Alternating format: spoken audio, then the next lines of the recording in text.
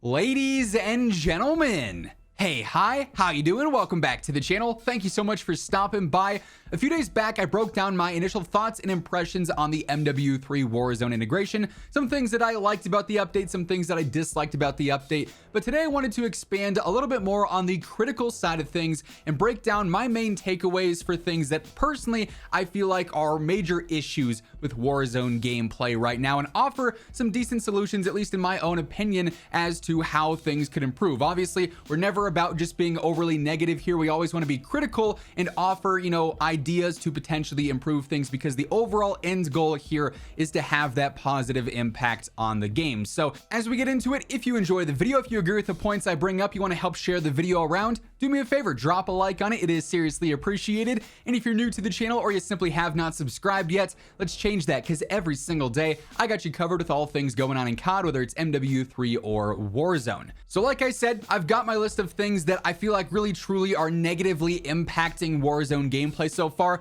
Some of these could potentially be fixed rather easy, I feel like. Others would probably take some more lengthy updates, unfortunately. But as always, we want to be respectful with the conversation here, because that respectful criticism is how we actually get things changed over time. So the first thing here that I'm definitely not a big fan of is the updates to the gas mask this year. I do think it's cool that you can put on a gas mask whenever you want. So if you're playing late game, you can potentially, put it on a little bit early. That way, the second the gas hits you, you're good to go. You're not going to be interrupted by anything. However, the way you actually interact with the gas mask itself is really tedious. If you find one on the ground and you go to pick it up, you have to put it on right away if you're just quickly spamming to loot things. Like if I'm in a pile of loot and I'm picking up the redeploy flare, I'm picking up some ammo, and then I'm going for the gas mask and I'm spamming square on all of that, it's going to put the gas mask on right away, which I don't want to have unless I'm obviously in the gas as is, which usually is not the case. If I want to stow it, I then have to, go on my D-pad and manually go ahead and stow it in my inventory.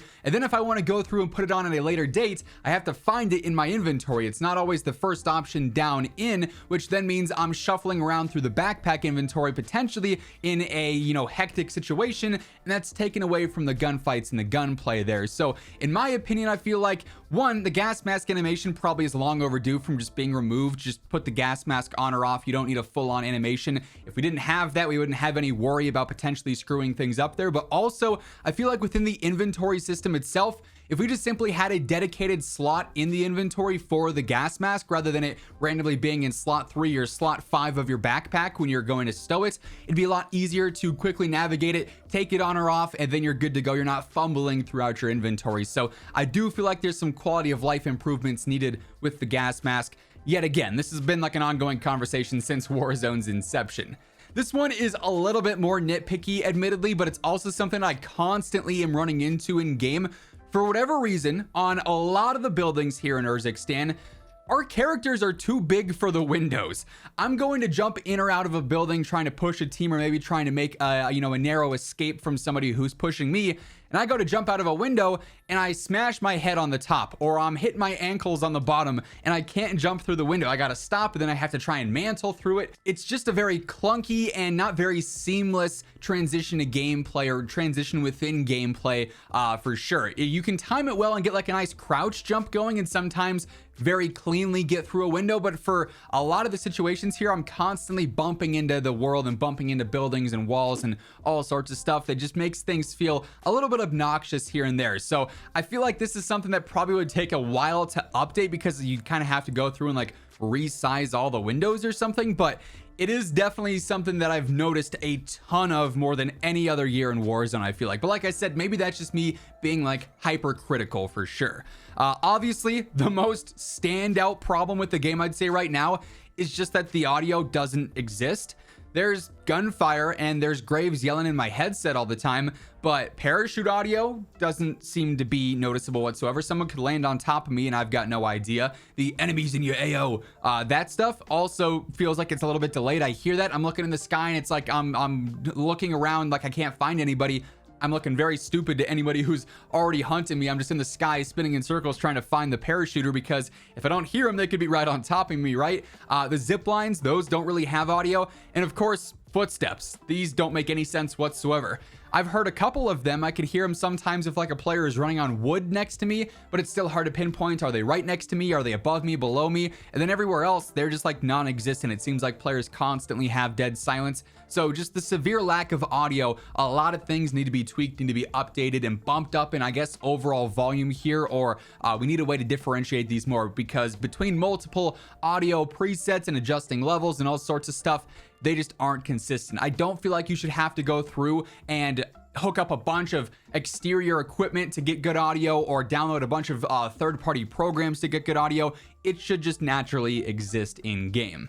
Another pretty apparent issue that affects everyone and everything within the game is the servers. Just like Call of Duty for the past several years, the servers still suck. And we talked about this in my pro and con video, my overall review.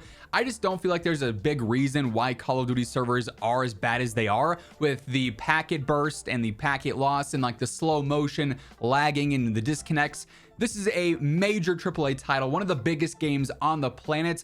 They should be able to up the servers, up the tick rate for a more smooth and seamless experience. Upgrades to the servers are long overdue, and maybe part of the issue with the servers constantly feeling like your ping is terrible, you're getting server packet loss and stuff, is because the skill-based matchmaking is cranked again. It was really cranked up in MW3, as we know. We've already talked about it. Now, they did say they'll be talking about it in the future, so hopefully that brings some good news. Maybe it's happened by the time this video goes out, but still, skill-based in this game is crazy. Maybe that'll change when ranked drops in 2024 and some more sweaty players like myself probably go over into that and then have like a true skill-based, map laid out when it's actually dependent on your rank. But man, there's just no break from the sweatiness, which is unfortunate for, good players, casual players alike.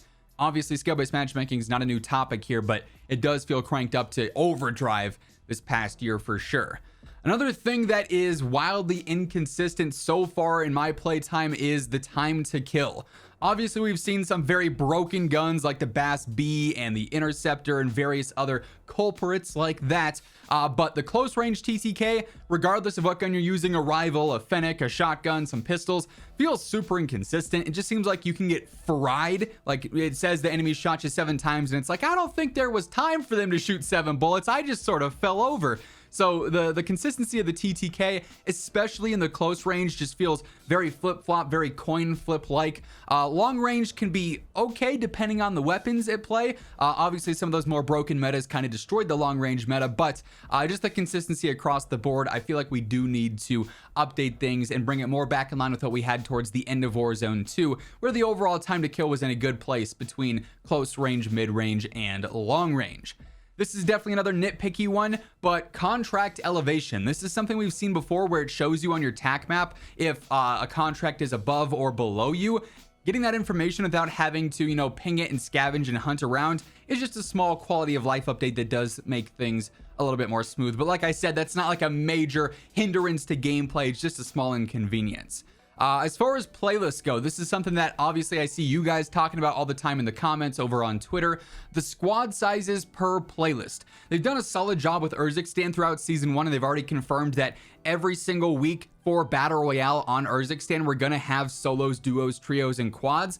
But then when you split off to the other playlists, whether it's Resurgence POI rotation or Resurgence rotation with Vondel and Ashika or Plunder or eventually Lockdown, not having the full availability for squad sizes there definitely can be rough some weeks. If I'm always playing with a group of 4 and we really want to play Vondel, however, it's only quads on Urzikstan POI rotations, just kind of sucks that we then have to split up the group or somebody's got to sit out. We can't have the normal squad running in to play some games. So squad size limitation, it's been a problem for some time. I have a feeling it stems from them being concerned about splitting the player base up too much and it taking too long to get into games or lobbies not populating correctly, but also not being able to play it in the first place isn't keeping players on necessarily, if you know what I'm saying there. So I would love to see some changes made to that.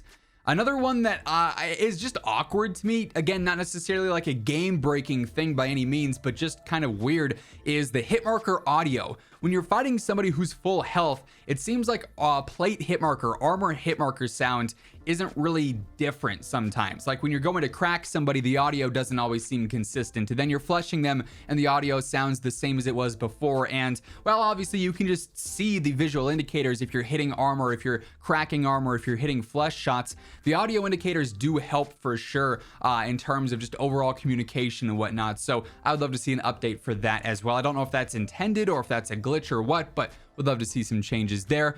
And then lastly, they did say that with this integration this year, they've made some updates to loot and they've spread it out more so it doesn't stack on top of each other as much when you're looting chests or bodies and whatnot.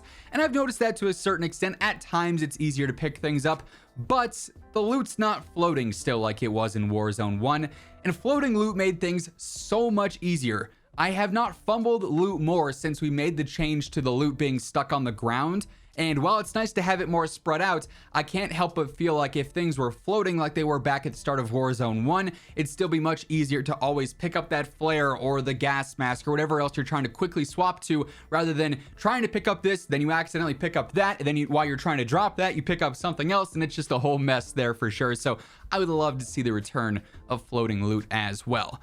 Overall, despite the fact that there are several things that I do think are limiting gameplay and sort of hindering the experience, I'm still having a great time on the MW3 Warzone integration. I think it's a huge step up from Warzone 2, and we're definitely the closest we've been to original Warzone gameplay yet, and hopefully we can continue to trend back towards that, since I feel like that was like the peak of Warzone, obviously, and that's sort of like the general consensus as well. But that is going to wrap things up for this one. If you guys enjoyed the video, do me a favor and drop a like on it. And if you're new here, you want to guarantee you're always up to date with all things going on in COD, be sure to hit that subscribe button and turn on those post notifications.